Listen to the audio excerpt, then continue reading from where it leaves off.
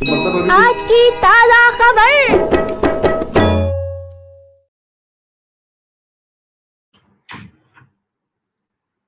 मेरे साथ हैं आकार पटेल और हम लोग बात कर रहे हैं ये जो हेट स्पीच रिपोर्ट आई है association of peoples for civil rights की, और उसमें जो चीज एक दिखलाई पड़ रही है कि एक पैटर्न की तरह एक टेम्पलेटाइज वर्जन है लगातार हो रही नफरत की बातचीत, और उसको लेकर फिर जो हिंसा हो रही है उसको हवा देना और फिर उस पर कार्रवाइयां करना, और उन कार्रवाइयों के बाद पुलिस और अदालत की धीमी गति या कमजोरी के साथ उस पे आगे कार्रवाई करना।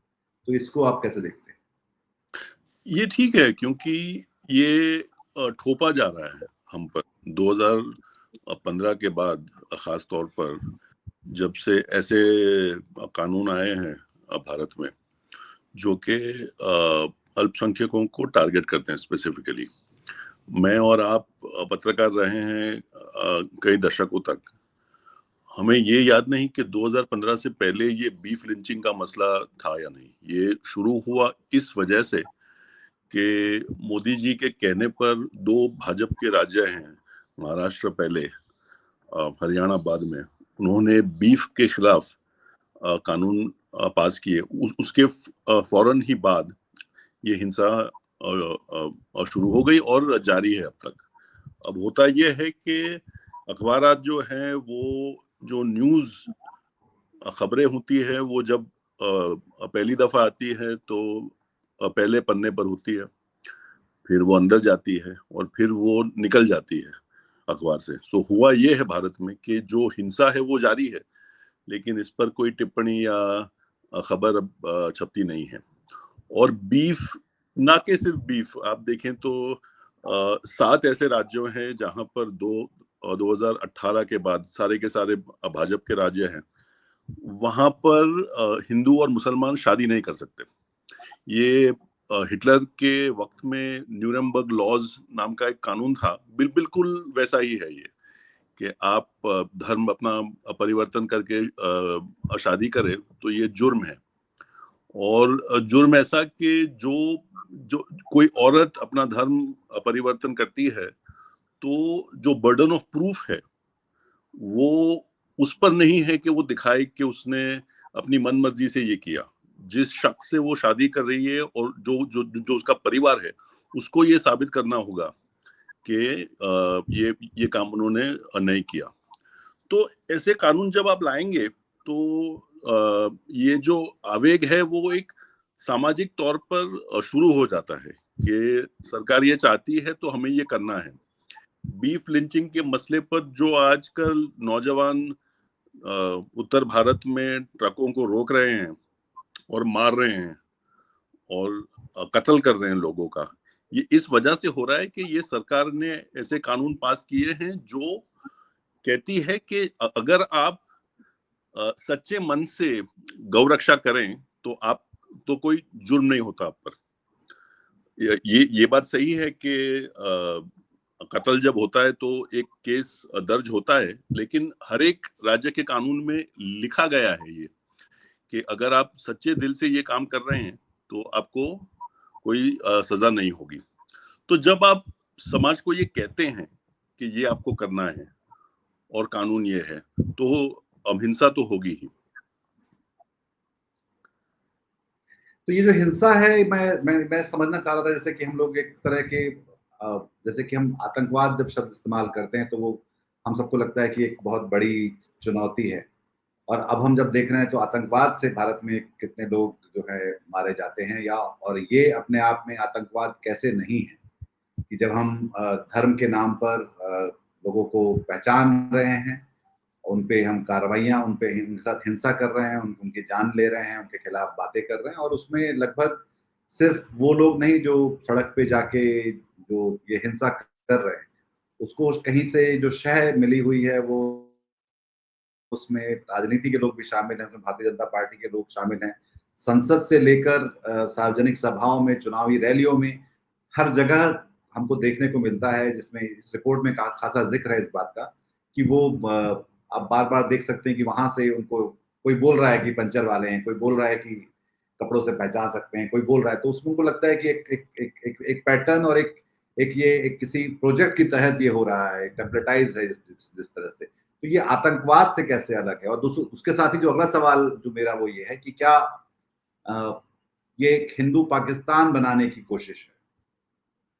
देखें, ये बात आपकी बिल्कुल सही है कि हमने आतंक जो शब्द है टेरर, उसको सीमित कर दिया है कि जो हत्या मुसलमान से हो, खास तौर पे हिंदू की, वो होता है टेररिज्म। और जो हिंदू करे वो या तो लिंचिंग होता है या वो कुछ होता है। तो वो इस सोच से हमें निकलना होगा कि हर कोई हिंसा की घटना जो किसी को उनके धर्म के लिए टारगेट करे, उसको आतंक कहना ही चाहिए। हमें मानना चाहिए कि ये आतंक ही है। ये सोच भारत में अभी नहीं है। आपका दूसरा सवाल भूल गया मैं। दूसरा सवाल ये था कि क्या हम लोग ये हिंदू पाकिस्तान बनने की तैयारी है, क्योंकि लगभग वहां भी हो चुका है जो नीतीश मुख्य जी। देखिए, आप पाकिस्तान और ईरान में एक फर्क है। ईरान में जो शिया क्लर्जी है, उनकी जो एक हायरार्की है, एक के ऊपर एक, वो तय है। वो सुन्नियों में नहीं है। पाकिस्तान वो नहीं कर पाया जो ईरान ने किया, और क्योंकि वो नहीं कर पाया, तो दूसरा एक ही चारा था उसके पास कि वो एक रिलीजियस स्टेट बने, दीनी मजहब की बुनियाद पर वो कानून बनाए। और उसका फिर नतीजा ये हुआ कि वो माइनॉरिटीज को टारगेटिंग करने लगे। भारत में बिल्कुल यही हुआ है कि 40 साल तक जब तक कांग्रेस थी यहाँ पर, तो शायद ये बात सही है कि हिंसा की घटनाएं कम नहीं थी। जो कम्युनलिज्म है वो समाज में और पार्टियों में था, लेकिन ऊपर से जो थोपा जा रहा है आज सरकार से और कानून के जरिए, वो यहाँ पर 40 साल तक नहीं हुआ था। 92 में जो भारत ने किया, यहाँ पर हम लोग ने जो किया, उसके बाद जो है कोई फर्क नहीं यहाँ पर और पाकिस्तान में। और ये बिल्कुल एक हिंदू पाकिस्तान बन चुका है, जहां पर सरकार का ये फर्ज है कि वो ऐसे कानून बनाए कि अल्पसंख्यक भारतीयों को टारगेट किया जाए। इसमें और पाकिस्तान में जो हो रहा है उसमें कोई फर्क नहीं है।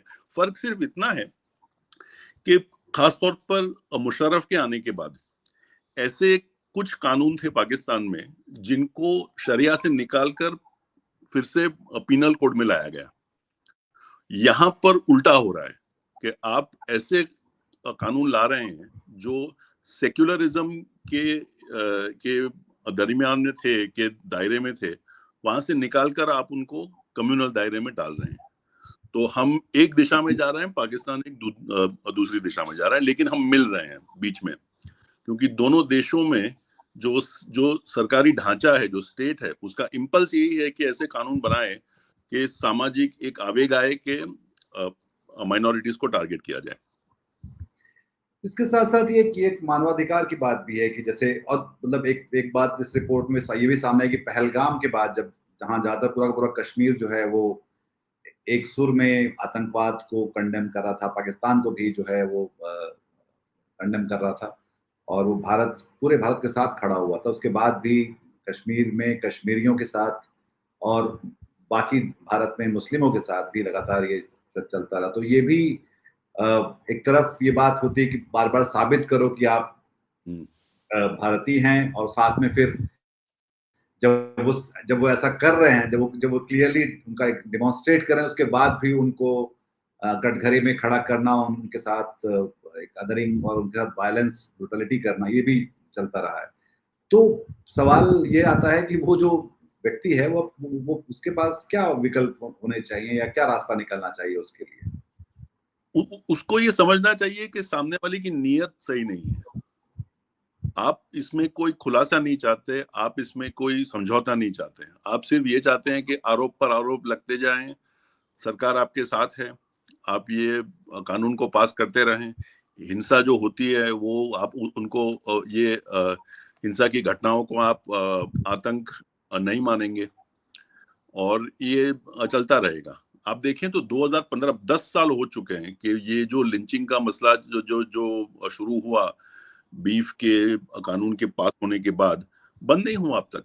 इसलिए बंद नहीं हुआ क्योंकि ऊपर से जो सरकार को कहना है, जो सरकार का बर्ताव होना चाहिए वो नहीं है, क्योंकि नीयत साफ नहीं है। वो चाहती है, सरकार चाहती है कि ये गर्माहट रहे समाज में और उसका फायदा सरकार को हो, भाजपा को हो। हम जब ये लफ्ज पोलराइजेशन हम इस्तेमाल करते हैं, उसका मतलब ही ये है कि दो गुट खड़े हो जाए एक के सामने एक, और जो बड़ा गुट हो वहां पर वोट आपको ज्यादा मिलेंगे। तो ये बीजेपी को इसमें फायदा है और इसलिए वो ये करती रहेगी।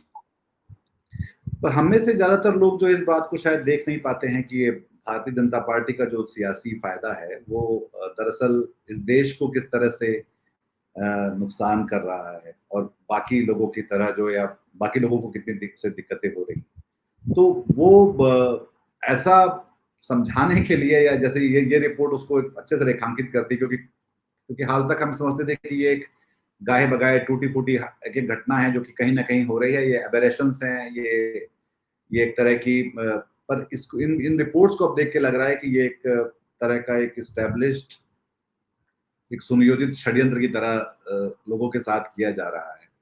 तो इसको मतलब इसके लिए क्या होना चाहिए, रास्ता कहाँ से निकलता है इसके आगे का? नहीं, हमको ये दो चीजें समझनी होगी हमको, और ये बिल्कुल साफ है, सामने है हमारे। ये कोई, इसमें कोई अब इंटेलेक्चुअल या कोई बुद्धिजीवी कोई बात करे, ऐसी कोई बात नहीं उसमें। एक तो ये कि समाज का बंटवारा जब आप करोगे, तो ये जर्मनी नहीं है। जर्मनी में 1930 के दशक में यहूदियों की संख्या 1% से कम थी। चीन में जो उइघुर हैं, उनकी तादाद 2% से कम है चीन में। भारत में 20 करोड़ से ज्यादा मुसलमान हैं। आप इस समाज को डैमेज करोगे जब आप 20 करोड़ लोगों के पीछे जाओगे, और इसका कोई अंत नहीं है। ये पहली बात। दूसरी बात ये कि क्योंकि इतने जोश से हम ये काम कर रहे हैं कि बाकी जो चीजें थी, बड़ी चीजें, कि भारत को चीन का मुकाबला करना है, बराबरी करनी है, वो भूल चुके हैं हम। और ये होगा नहीं हमसे, क्योंकि हैसियत नहीं है। हैसियत हमारी ये है कि मुल्ले को टाइट करें, हम ऐसे कानून पास करें जो जो जिन पर डिबेट हो, फिर लोगों को मारा जाए तो ऐसा कहा जाए कि ये एपिसोडिक है, ये हमारा समाज ऐसा नहीं है। जो लोग इसको दर्शाएं, जो लोग इसकी पोल खोलें, जैसे कि मोहम्मद जुबैर, उसको जेल में डालें आप। बिल्कुल। जो युवक हैं जेएनयू के, उनको 5-5, 6-6 साल तक आप जेल में रखें। हमारी हैसियत ये है। तो अगर आपको सीधे तरीके से ये दिखता है तो आपको लगेगा कि ये सही नहीं है। हमको फोकस करना चाहिए कि हम चीन बने, ना कि कोई सियासी तरीके से, क्योंकि चीन को भी सीखना है हमसे कि डेमोक्रेसी होती क्या है। और पर हम वो भी नहीं कर रहे हैं जो हम दुनिया को दिखा पाए कि हम ठीक हैं। रहे थे बिल्कुल। तो ये जिनकी आंखों के सामने ये है, उनको ये कहने की जरूरत नहीं है कि हमको करना क्या है। हमको ये नुकसानदेही काम बंद करने हैं, और जहां पर फोकस रखना है हमारा, वहां पर हमको जाना है। इसमें जो इस रिपोर्ट में दो चीजें नहीं है। एक तो ये कि जो दलितों के साथ इस तरह की नफरत की हिंसा हुई है, पर वो उनका ये कहना था कि ये तो एनसीआरबी में जो SC/ST एक्ट में बहुत सारा डॉक्यूमेंटेशन होता है, पर जो अल्पसंख्यक है उनके साथ में नहीं होता। तो इसमें जो दूसरे सवाल है, इसमें ईसाइयों का जिक्र भी है, पर उसके साथ साथ हम ये भी देख सकते हैं कि उसमें भारत में जो एक तरह का सिखों के साथ हिंदुओं की एक तनातनी बीच बीच में होती रहती है। अभी कनाडा को लेकर काफी सारा इसको लेकर शोर है हर जगह। मोदी जी वहां गए थे, तो वहां पे उनके खिलाफ कैलगरी में विरोध प्रदर्शन भी हुए थे सिखों द्वारा।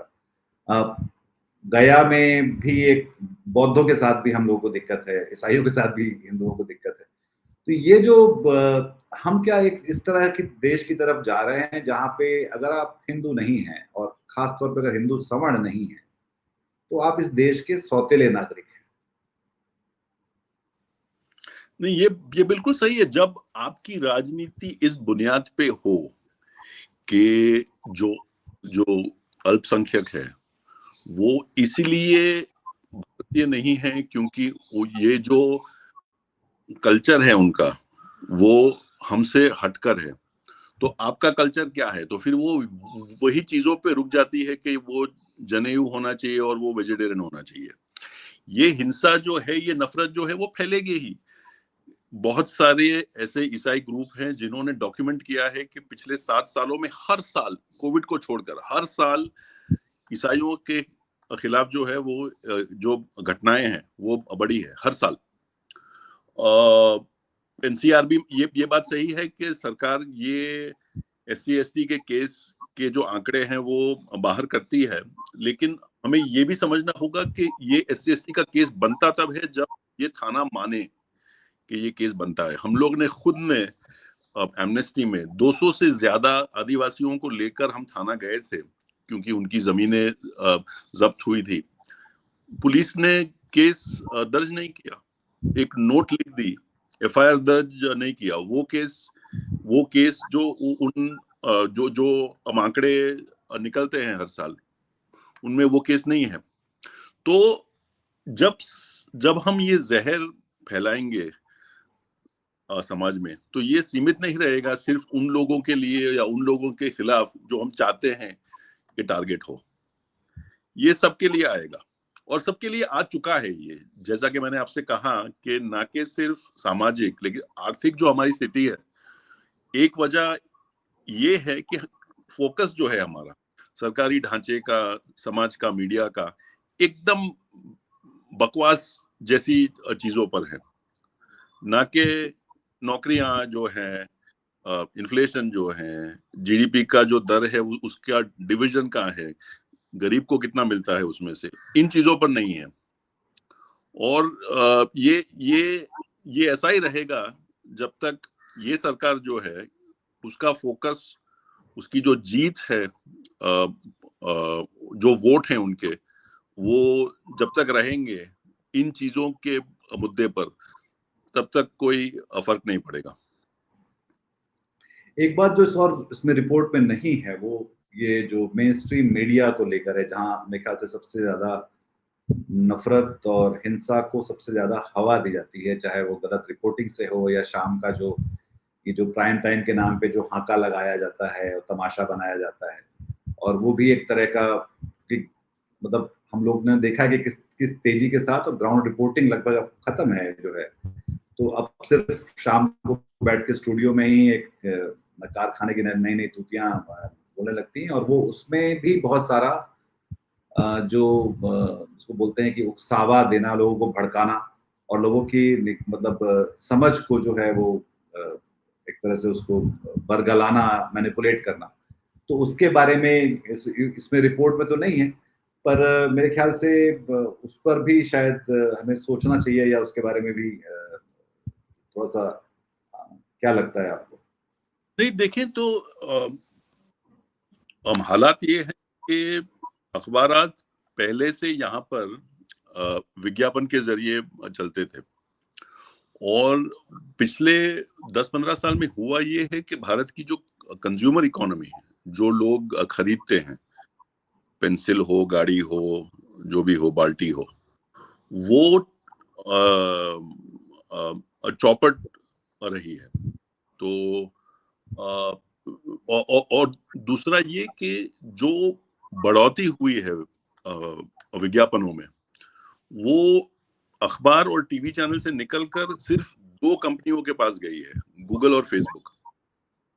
तो हुआ ये है कि आप देखें तो 6 न्यूज मीडिया लिस्टेड कंपनीज हैं भारत में। जागरण है, भास्कर है, नेटवर्क 18 है वगैरह।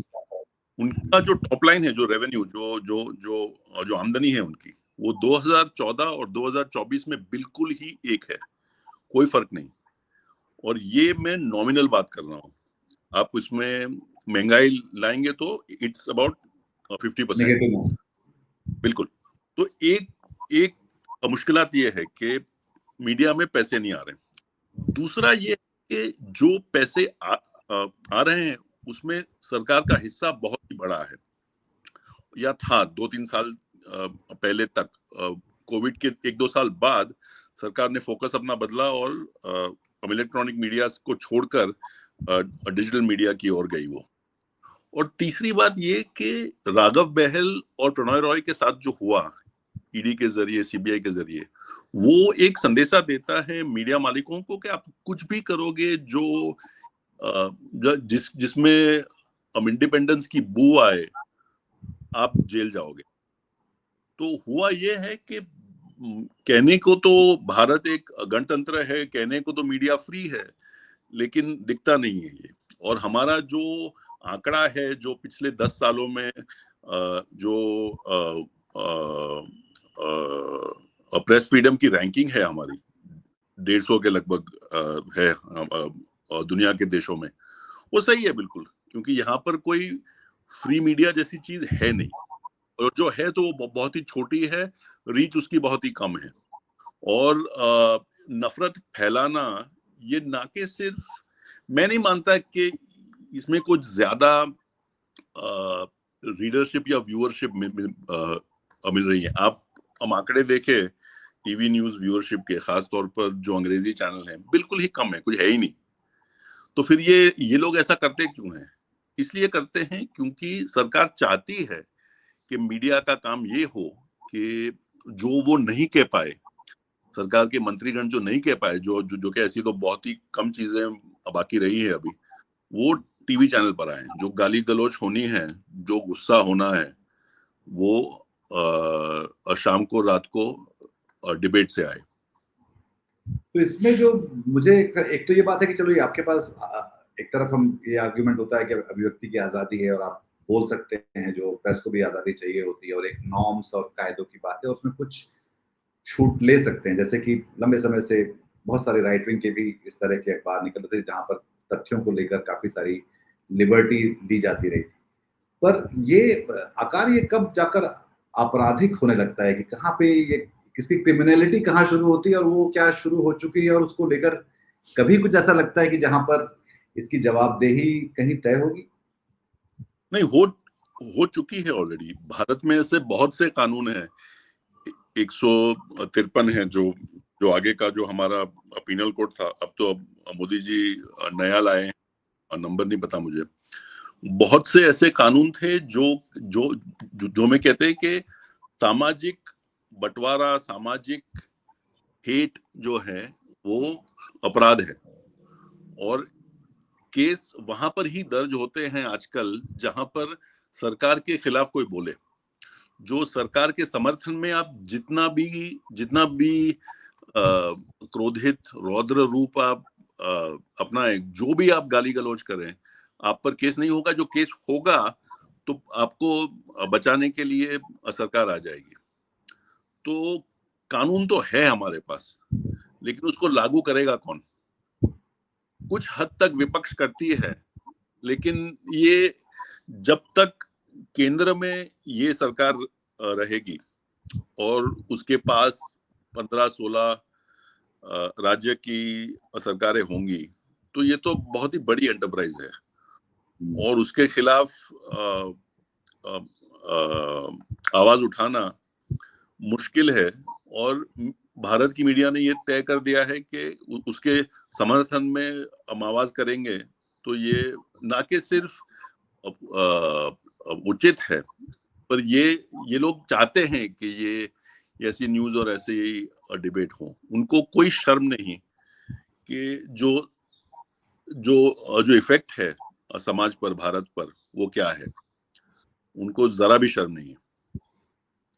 एक बात शायद एमनेस्टी के कारण पूछ सकता हूँ ये कि क्योंकि ये जो डॉक्यूमेंटेशन हुआ है कुछ लोगों के एक संगठन ने मिलकर किया है, इस तरह के डॉक्यूमेंटेशन की जो जिसको कहते हैं कि उसका साइंस, उसका तरीका, उसकी हाइजीन के लिए क्या लगता है कि भारत में इस तरह के डॉक्यूमेंटेशन और होने चाहिए, और क्षेत्रों को लेकर, समुदायों को लेकर, क्योंकि ये इसके बिना तो ये बात सिद्ध नहीं हो सकती कहीं, या स्थापित भी नहीं हो सकती कि इतना कुछ इस तरह से हो रहा है। नहीं, ये भारत की इजाद है। ये फैक्ट फाइंडिंग रिपोर्ट जो है वो भारत से शुरू हुआ है। बाल गोपाल और जो ह्यूमन राइट्स फोरम ने 80 के दशक में या उससे पहले भी किया कि ह्यूमन राइट्स वाले, खास तौर पे जो वकील हैं उनमें, वो जाकर देखें कि कानूनी तौर पे क्या हुआ और क्या नहीं हुआ, और हम उसका रिपोर्ट निकाले। ये एक फाउंडेशनल चीज है और ये हमें ज्यादा करनी होगी। ये सोचकर हमें निराश नहीं होना कि रिपोर्ट के निकलने के बाद कुछ नहीं हुआ। हमें ना कि सिर्फ अपने वक्त और अपने लोगों के लिए, लेकिन आने वाली पीढ़ियों के लिए भी हमें ये रिपोर्ट छापने पड़ेंगे कि ये भारत की स्थिति थी 2025 में, और गुनहगार ये थे उसमें। ये हमें बिल्कुल ही करना है। आई थिंक ये बढ़िया बातचीत रही, और इसमें से कुछ हिस्से हम लोग उसमें इस्तेमाल करेंगे और अलग से भी इस पे बात करेंगे। आगे भी इस बारे में बात करते रहेंगे। बहुत धन्यवाद आपका, और हर कार आपके डीप डाइव में कहते हैं शोध कम रोशनी ज्यादा। बहुत शुक्रिया, थैंक यू। आज की ताजा खबर, आज की ताजा खबर, आज की ताजा खबर। आओ काका जी इधर, आओ मामा जी इधर।